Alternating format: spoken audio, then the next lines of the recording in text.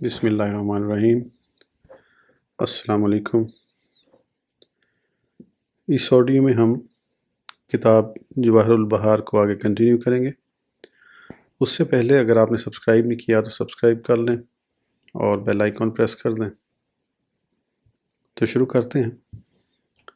10واں فائدہ، اللہ تعالیٰ نے فرمایا ہے انا اعطیناک الکوثر، یعنی بے شک ہم نے تمہیں کوثر عطا فرمایا، اور یہ نہیں کہا کہ اعطیناک الکوثر یعنی ہم نے تمہیں کوثر عطا فرمایا، یعنی ذکر عطا سے پہلے لفظ انا کا اضافہ کر کے فرمایا گیا ہے۔ اس طرح بشارت دینے کی دو وجہ ہیں۔ پہلی وجہ یہ ہے کہ عطا فرمانے میں دونوں احتمال ہو سکتے ہیں۔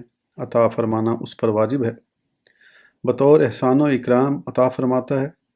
چونکہ یہاں احسان و اکرام کے طور پر عطا فرمانے کے بارے میں شبہ ہو سکتا تھا، لہٰذا لفظ انا کا اضافہ کر کے شک و شبہ کا استحصال کرتے ہوئے فرمایا انا اعطیناک الکوثر، اور کوثر سے مراد کیا ہے؟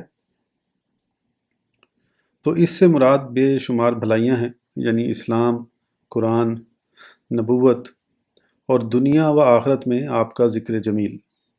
یہ عنایات ہماری طرف سے تم پر محض احسان و اکرام کے طور پر ہیں، اور ان میں سے کوئی چیز استحقاق یا ہماری ذات پر واجب ہونے کے باعث عطا نہیں فرمائی جا رہی۔ اس میں دو طرح بشارت ہے۔ ایک یہ کہ محسن جب بطور احسان عطا فرمانا شروع کرتا ہے تو ظاہر ہے کہ اسے باطل نہیں کرتا، بلکہ روز بروز اس میں اضافہ ہی کرتا رہتا ہے۔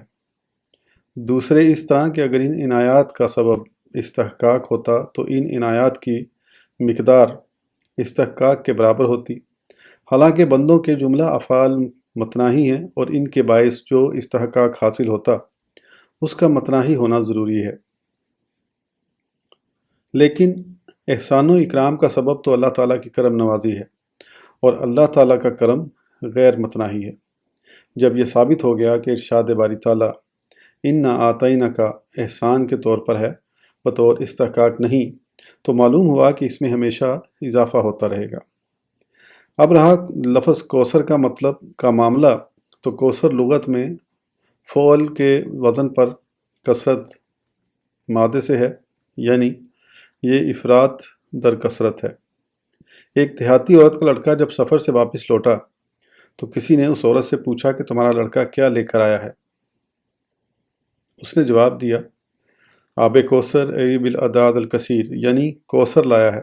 مطلب یہ تھا کہ بہت ساری چیزیں لے کر آیا ہے۔ بہت زیادہ سخاوت کرنے والے شخص کو بھی کوثر کہا جاتا ہے۔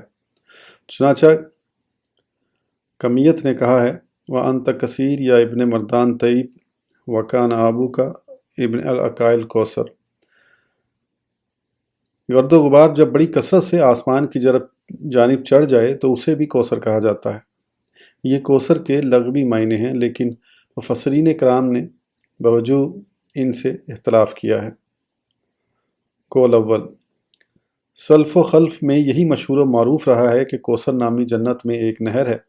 چنانچہ حضرت انس رضی اللہ تعالیٰ عنہ سے روایت ہے، نبی کریم صلی اللہ تعالیٰ علیہ وسلم نے فرمایا کہ میں نے جنت میں ایک نہر دیکھی جس کے دونوں کنارے مجوف موتیوں کے کبوں سے بنائے گئے ہیں۔ میں نے اس کی گزرگاہ پر ہاتھ پر مارا تو اس میں مشک اذفر جیسی خوشبو پائی۔ جب پوچھا کہ یہ کیا ہے، جواب ملا یہ وہی کوثر ہے جو اللہ تعالیٰ نے آپ کو عطا فرمائی ہے۔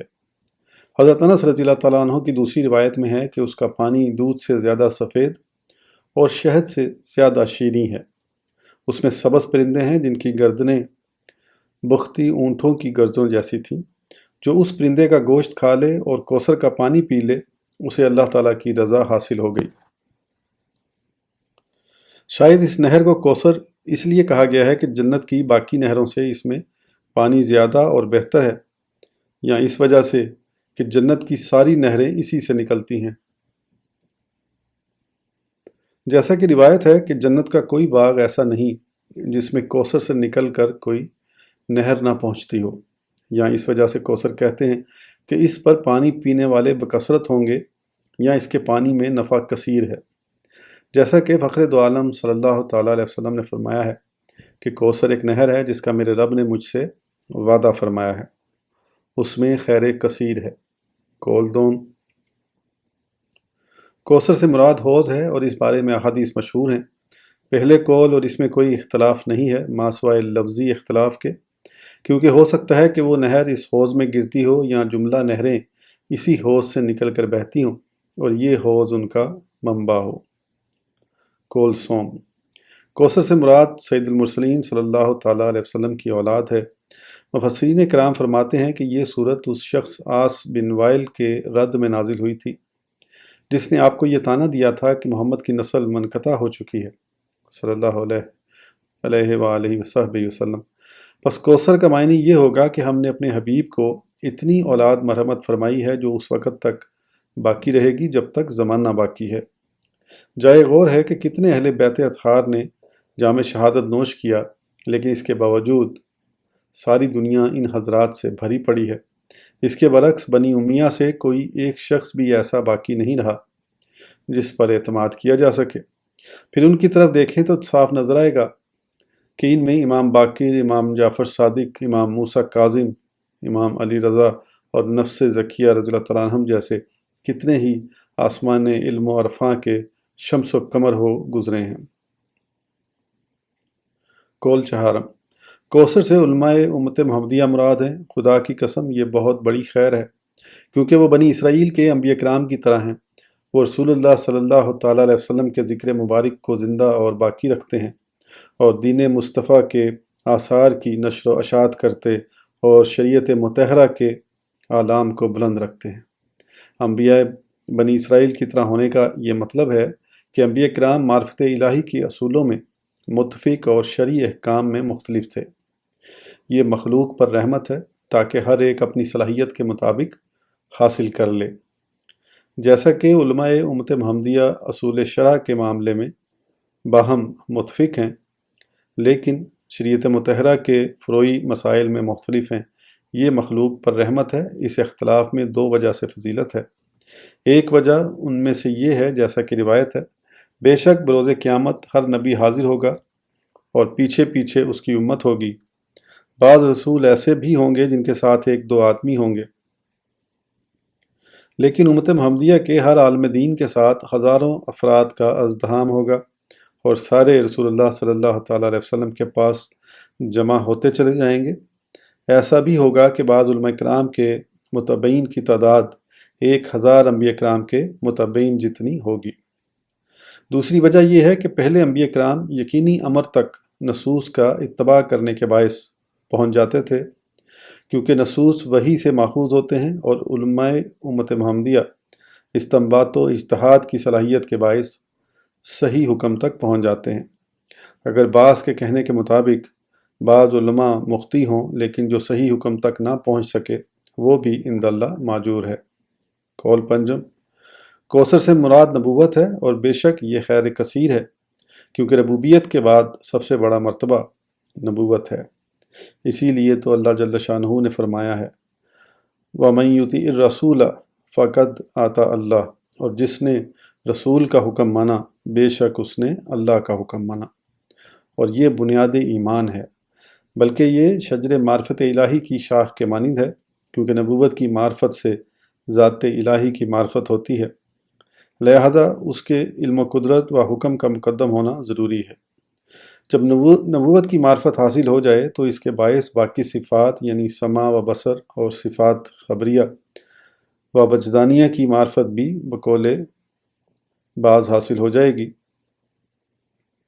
رسول اللہ صلی اللہ تعالیٰ علیہ وسلم کو ان مناقب و فضائل سے وافر حصہ ملا ہے، کیونکہ آپ جملہ انبیاء کرام سے پہلے مذکور ہیں، اگرچہ سب کے بعد مبعوث ہوئے اور جملہ جنوں اور انسانوں کی طرف مبعوث فرمائے گئے ہیں۔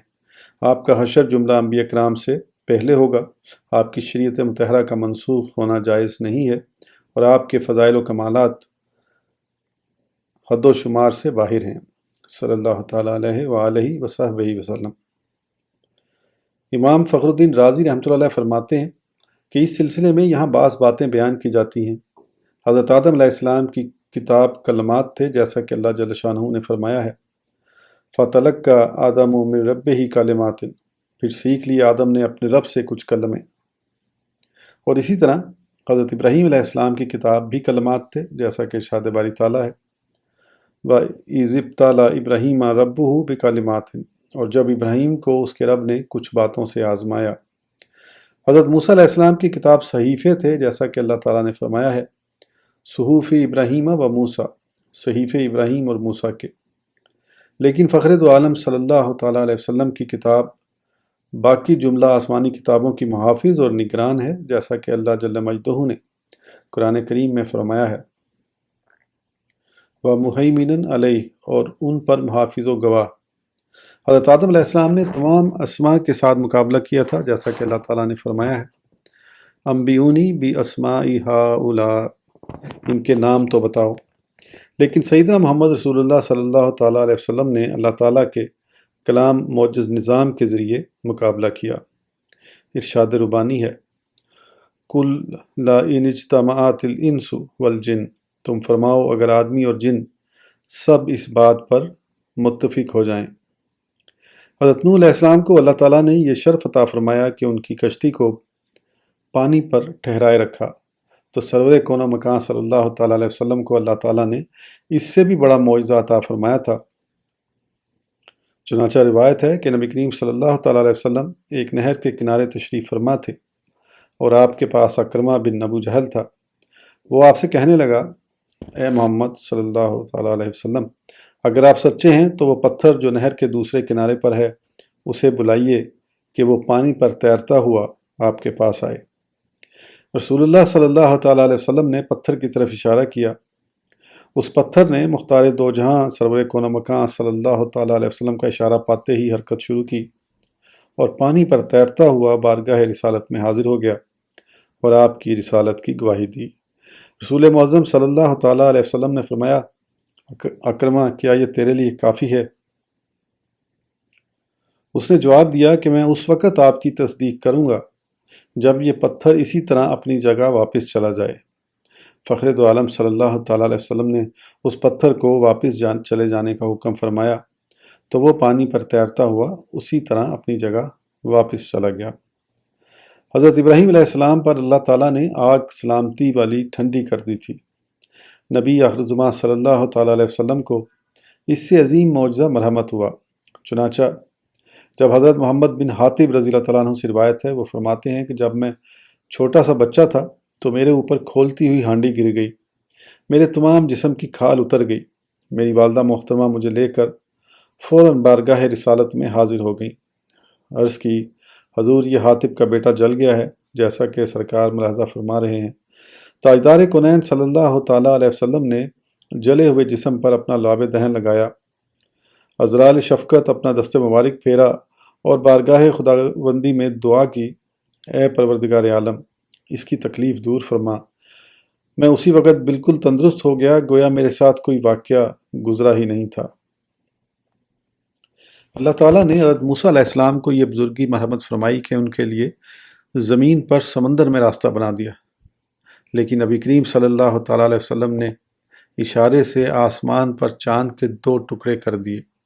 کیا زمین اور آسمان کے معجزے میں زمین و آسمان کا فرق ہے یا نہیں؟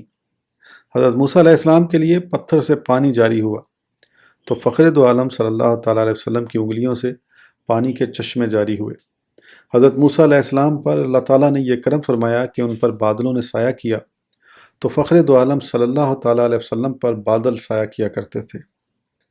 حضرت موسیٰ علیہ السلام کو ید بیضا کا معجزہ ملا تو سید المرسلین صلی اللہ تعالیٰ علیہ وسلم کو قرآن کریم ملا، جس کی نورانیت سے مشرق و مغرب بھی جگمگا رہے ہیں۔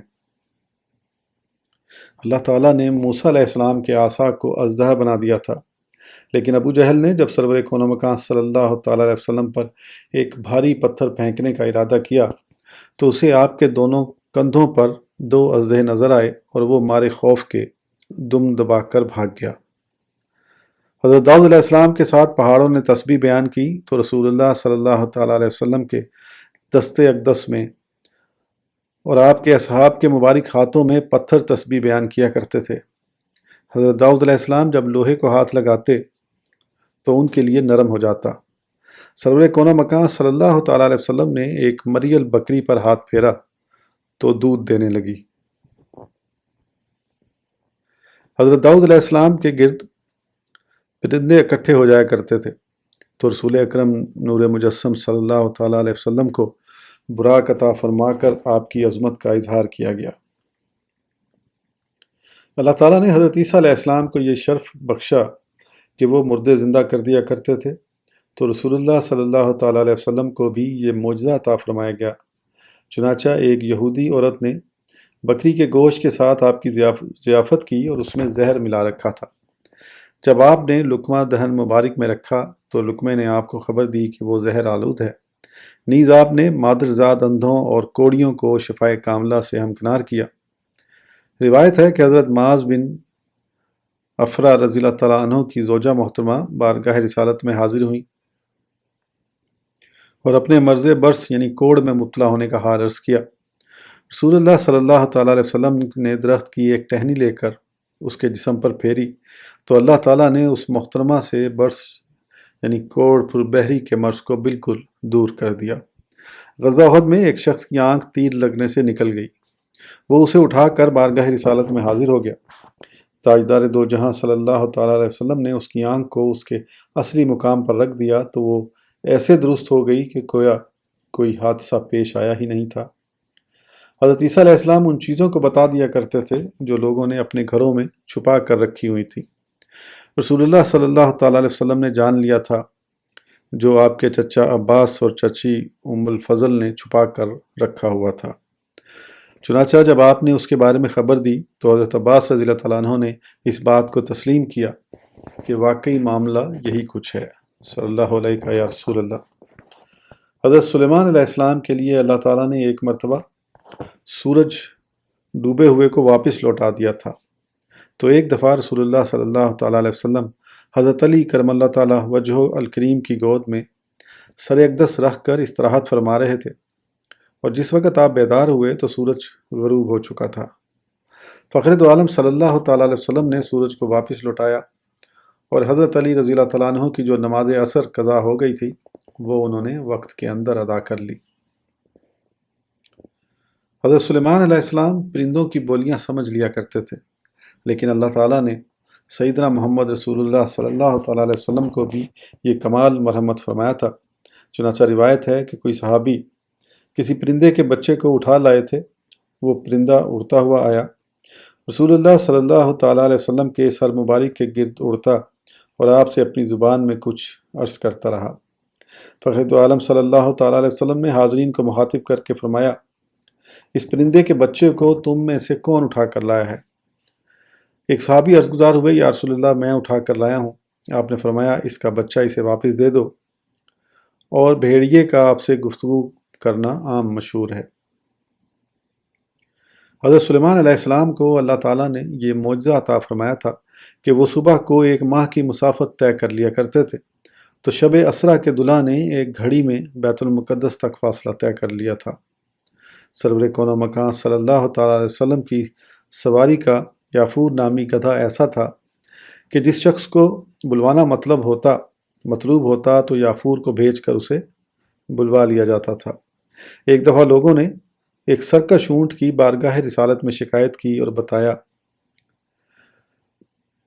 کہ سنی بسیار کے باوجود اس پر قابو نہیں پا سکے۔ شہنشاہ کونین اس اونٹ کے پاس تشریف لے گئے تو وہ آپ کی بارگاہ میں عاجزی پیش کرنے لگا۔ رسول اللہ صلی اللہ تعالیٰ علیہ وسلم نے حضرت معاذ رضی اللہ تعالیٰ عنہ کو کسی جانب پیغام رساں بنا کر بھیجا۔ جب وہ کسی غار کے قریب پہنچے تو وہاں ایک شیر بیٹھا ہوا دیکھا۔ وہ اسے دیکھ کر خوفزدہ ہوئے، لیکن یہ جانتے ہوئے کہ واپس لوٹنا بھی غیر محفوظ ہے، آگے بڑھے اور فرمایا، اے شیر، میں رسول عربی صلی اللہ تعالیٰ علیہ وسلم کا بھیجا ہوا قاصد ہوں۔ یہ سن کر شیر متی ہو گیا۔ جس طرح جنات حضرت سلیمان علیہ السلام کے قبضے میں تھے، اسی طرح وہ سید المرسلین صلی اللہ تعالیٰ علیہ وسلم کے بھی تابع فرما تھے۔ ایک دفعہ کوئی عرابی ایک مری ہوئی گو لے کر بارگاہ رسالت میں حاضر ہوا اور کہنے لگا، اے محمد صلی اللہ تعالیٰ علیہ وسلم، میں اس وقت تک آپ پر ایمان نہیں لاؤں گا جب تک یہ گو ایمان نہ لے آئے۔ گو زندہ ہو کر کلام کرنے لگی اور اس نے نبی آخر الزماں صلی اللہ تعالیٰ علیہ وسلم کی رسالت کا برملا اعتراف کیا۔ ایک دفعہ رسول اللہ صلی اللہ تعالیٰ علیہ وسلم نے ایک ہرنی کی ضمانت دی جو جال میں گرفتار تھی۔ نبی کریم صلی اللہ تعالیٰ علیہ وسلم کی خدمت میں عرض گزار ہوئی کہ اپنے بچوں کو دودھ پلا کر واپس آ جاؤں گی۔ عرابی نے آپ کی ضمانت پر ہرنی کو چھوڑ دیا۔ رسول اللہ صلی اللہ تعالیٰ علیہ وسلم اسی جگہ بیٹھ گئے۔ تھوڑی دیر میں وہ ہرنی دوڑتی ہوئی حاضر ہو گئی اور سرور کون مکان صلی اللہ تعالیٰ علیہ وسلم کو ضمانت سے بری الذمہ کر دیا۔ جب فخر دو عالم صلی اللہ تعالیٰ علیہ وسلم کے لیے منبر تیار ہو گیا اور آپ اس پر جلوہ افروز ہوئے تو اس ستون استن خنانہ نے بچوں کی طرح گری وزاری شروع کر دی، جس سے ٹیک لگا کر رسول اللہ صلی اللہ تعالیٰ علیہ وسلم خطبہ دیا کرتے تھے۔ اس کا رونا آپ کے فراق میں تھا۔ غار ثور میں حضرت صدیق اکبر رضی اللہ تعالیٰ عنہ کے پاؤں کی ایڑی میں سانپ نے ڈنگ مارا اور عرض گزار ہوا کہ حضور میں ایک مدت دراز سے حبیب پروردگار صلی اللہ تعالیٰ علیہ وسلم کی زیارت کے اشتیاق میں یہاں گن گن کر ساعتیں گزارتا رہا ہوں۔ مجھے اس شرف سے محروم رکھنے کی کوشش کی گئی تھی۔ نبی کریم صلی اللہ تعالیٰ علیہ وسلم تھوڑے سے طعام سے کثیر خلقت کو شکم سیر کر دیا کرتے تھے۔ آپ کے معجزات حد و شمار سے باہر ہیں، اسی لیے اللہ تعالیٰ نے اپنے برگزیدہ ترین بندوں میں سب سے مقدم فخر دو عالم صلی اللہ تعالیٰ علیہ وسلم کو رکھا ہے، جیسا کہ ارشاد باری تعالیٰ ہے وَإِذْ أَخَذْنَا مِنَ النَّبِيِّينَ مِيثَاقَهُمْ وَمِنْكَ وَمِن نُوحٍ، اور اے محبوب یاد کرو جب ہم نے نبیوں سے عہد لیا اور تم سے اور نوح سے۔ جب سرور کون مکان صلی اللہ تعالیٰ علیہ وسلم کی رسالت ایسی ہے تو جائز ہوا کہ اللہ تعالیٰ اس کا نام کوثر رکھے اور فرمائے انا آتینک الکوثر۔ آج کی آڈیو کے لیے اتنا ہی، پھر انشاءاللہ اگلی آڈیو میں آگے کنٹینیو کریں گے۔ اس وقت تک کے لیے اجازت دیجیے، سبسکرائب کرنا نہ بھولیں۔ اللہ حافظ۔